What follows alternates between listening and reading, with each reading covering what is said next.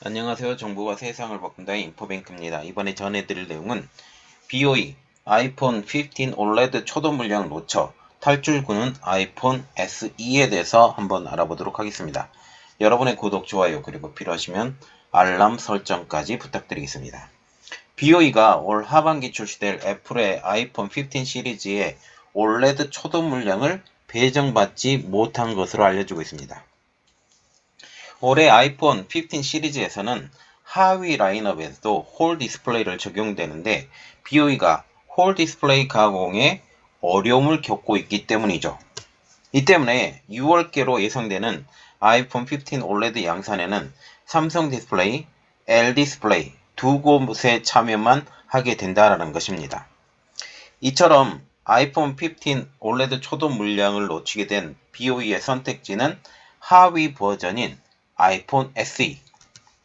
내년에 출시될 것으로 예정되고 있는 보급형 아이폰인 SE4는 OLED 적용이 유력한 상황입니다. 해당 제품에는 레거시 모델용 부품이 사용되기 때문에 OLED 가격도 낮죠. 그래서 생각보다 이득이 적을 것으로 지금 보이고 있습니다. 이 때문에 삼성 디스플레이와 L 디스플레이에 관심이 매우 적은 모델이기도 하죠. 연 매출의 19%를 중국에서 올리는 애플도 중국 정부의 눈치를 봐야 하기 때문에 BOE를 대놓고 무시하기는 어려운 입장입니다. 이 때문에 BOE가 아이폰 SE4용 OLED를 주력 공급하는 성에서 당장 절충할 것이라는 전망이 나오는 이유도 이 때문이죠. 자, 그래서 이번에 알아볼 내용은 BOE 아이폰 15 OLED 초도 물량 놓쳐 탈출구는 아이폰 SE입니다. 업계는 BOE가 개발 중인 아이폰 15 시리즈의 OLED 패널에 홀 디스플레이에 빛샘 현상이 발생하는 것을 알려왔죠.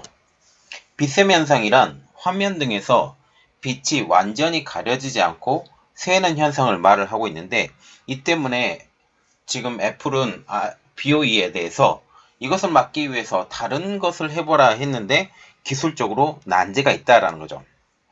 홀 디스플레이와 같은 경우는 디스플레이 상단에 구멍을 뚫어서 카메라의 모듈 렌즈와 페이스 인식, 다시 말하면 안면 인식 등에 필요한 공간을 확보하는 기술을 말합니다. 애플은 지난해 아이폰 14 시리즈의 상위 라인업인 아이폰 프로, 아이폰 프로 맥스 모델에 홀 디스플레이를 적용하면서 다이나믹 아일랜드라는 기능을 선보여왔죠. 올해는 이러한 홀 디스플레이 적용 모델을 전 아이폰 모델로 확대하는 것입니다. 그래서 아이폰 프로까지 지금 확대가 되는 거죠. 홀 디스플레이를 만들기 위해서는 고도의 디스플레이 화소 패터닝 기술과 홀의 가공 기술이 필요합니다. 홀을 만드는 대표적인 기술로는 레이저가 일반적으로 사용되고 있으며, 홀을 뚫고 난 뒤 주변에 있는 미세한 배선과 다양한 발광 소재 등이 공기에 노출되어 손상되지 않도록 홀 주변을 봉지 공정을 통해 막아주는 단계가 필수적이죠. 이것이 지금 BOE가 여기에 들어오지 못하게 되는 이유가 되는 것입니다. 그리고 홀로 인해서 발생된 주변부의 화질에 대한 영향도 제어를 해야 된다는 거죠. 일단 그 홀을 만들게 되면 이것에 대한 제어 기능까지 분명히 필요하다라는 거죠. 선이 쫙쫙쫙쫙 그어지고 거기에 패터닝도 다 되어 있는데 이것을 홀을 딱 하면서 이것에 대한 구멍이 나 있는 그런 것까지 제어를 해야 된다라는 것입니다. 그런데 애플의 신형 아이폰에 홀 디스플레이 적용이 결과적으로 BOE의 OLED 공급 진입을 막아버리는 원인이 되었습니다. 지금 여기 보시면 제가 그림을 삼성 디스플레이에서 하나 가져왔는데, 풀스크린 기술 적용에 따른 화면 비교라고 지금 얘기 나오고, 여기 홀 디스플레이에 대해서 지금 얘기가 나오는데요. 일반적으로 지금 애플이 써왔던 것은 지금 구멍을 지금 테두리에 두는 이러한 상황이죠. 여기 보시면 테두리에 구멍을 이렇게 뚫었는데, 여기 노치라고 되어 있고 홀이라고 되어 있습니다. 지금 노치 기능은 여기서 잘라서 이 여기 하는데 이것은 화면 비중이 저라고 하는데 이것은 저기술에 속하고 이건 중정도 기술에 속하고 이것은 고기술에 속하는데 지금 아이폰이 원하는 것은 지금 홀을 뚫어서 지금 하는 거예요. 그래서 여기 봉지 TFE를 지금 해야 되고 이 주변도 깔끔하게 만들어야 된다라는 것이죠. 지금 BOE가 홀 디스플레이 가공에 어려움을 겪으면서 당장 6월께로 예정된 아이폰 15 시리즈의 초도 물량의 OLED 양산에는 참여가 어렵게 되었다라는 분석까지 나오고 있습니다.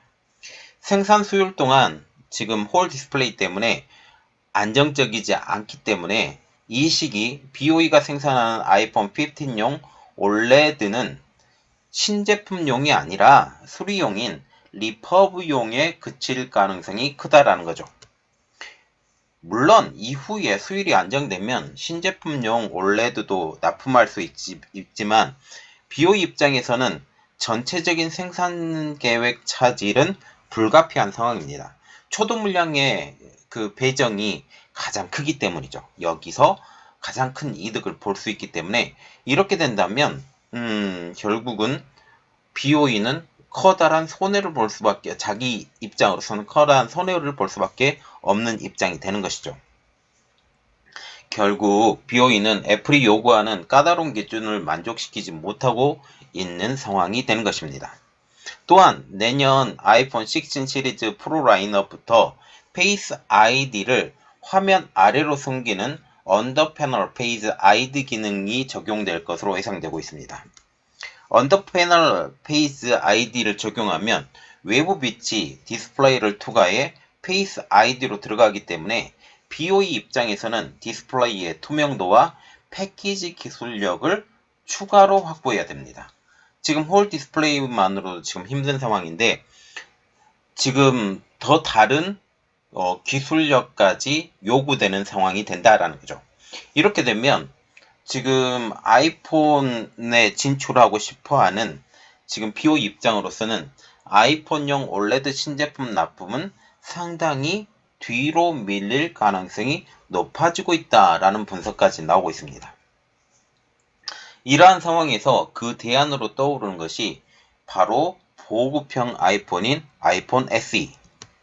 업계에서도 지난 3일 BOE는 내년에 나올 것으로 예상되고 있는 보급형 아이폰 SE4용 6.1인치 OLED를 주력 공급할 것으로 예상된다고 말을 했습니다.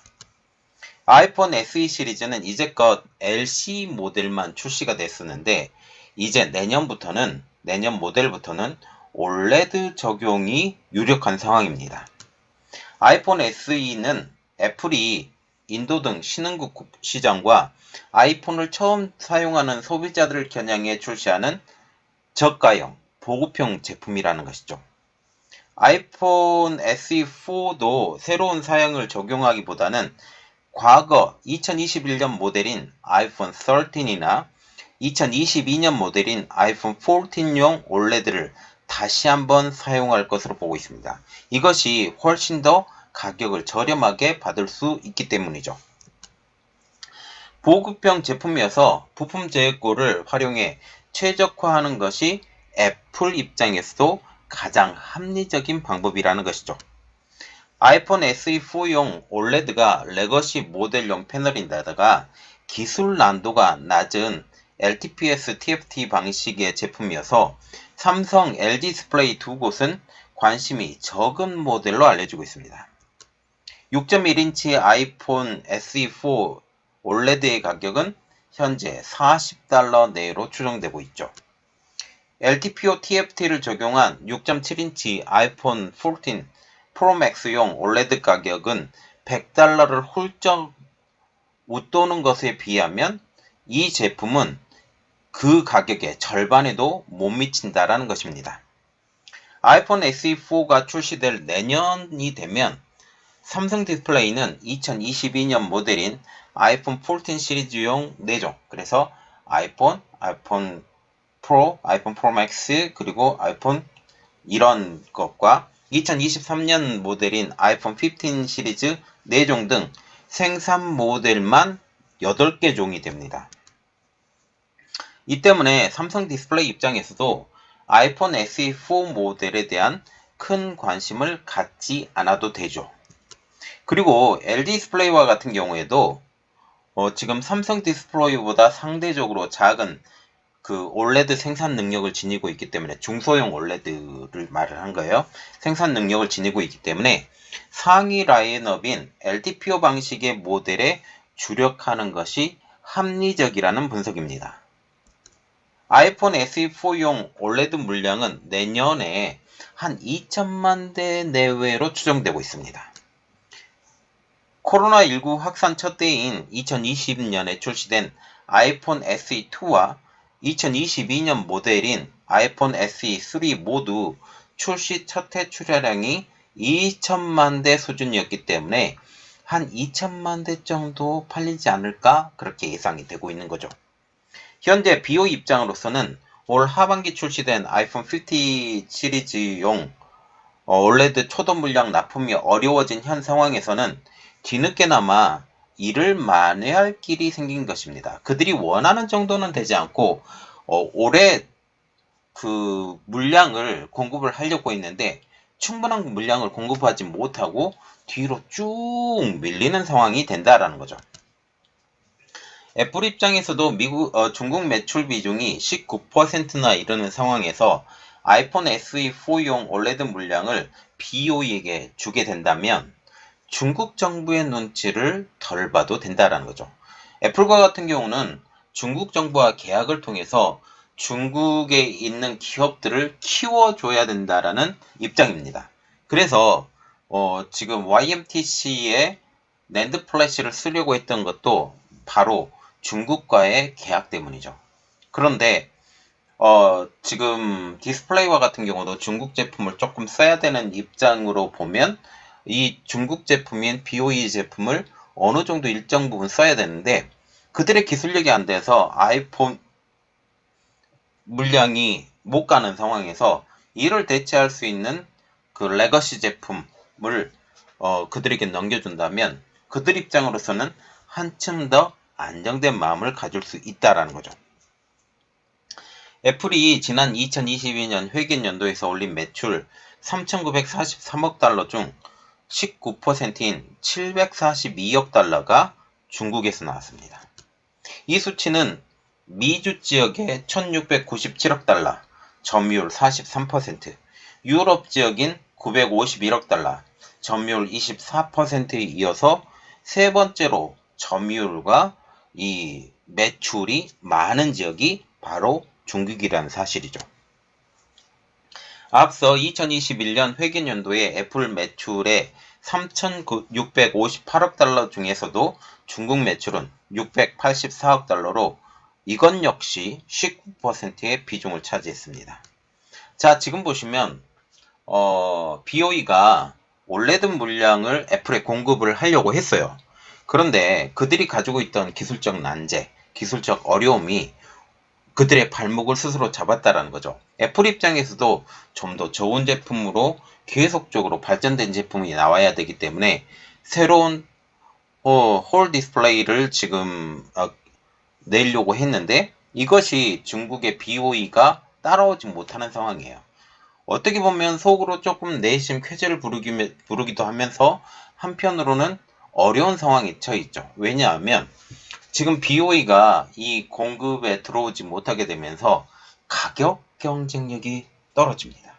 왜냐하면 BOE를 지렛대로 해서 가격을 조절을 하려고 했었는데 이제 LG 삼성밖에 공급하는 업체가 없기 때문에 이것은 그들에게 가격을 휘둘릴 수 있다는 거죠.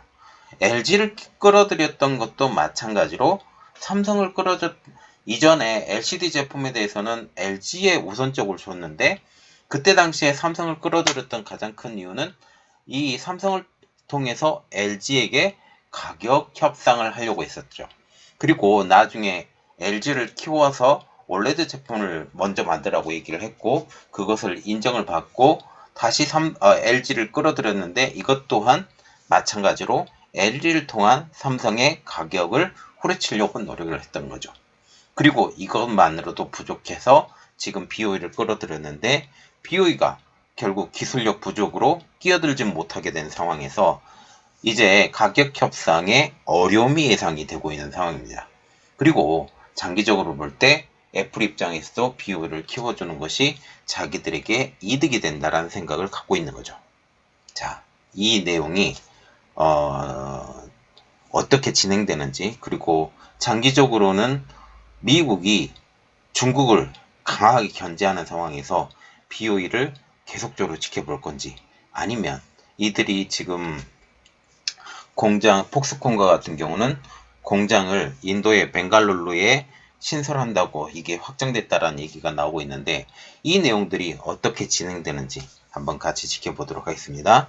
이번 내용은 여기까지 하겠고요. 저희 내용이 여러분들에게 도움이 됐다라고 생각을 하시면 구독, 좋아요, 그리고 필요하시면 알람 설정까지 부탁드리겠습니다.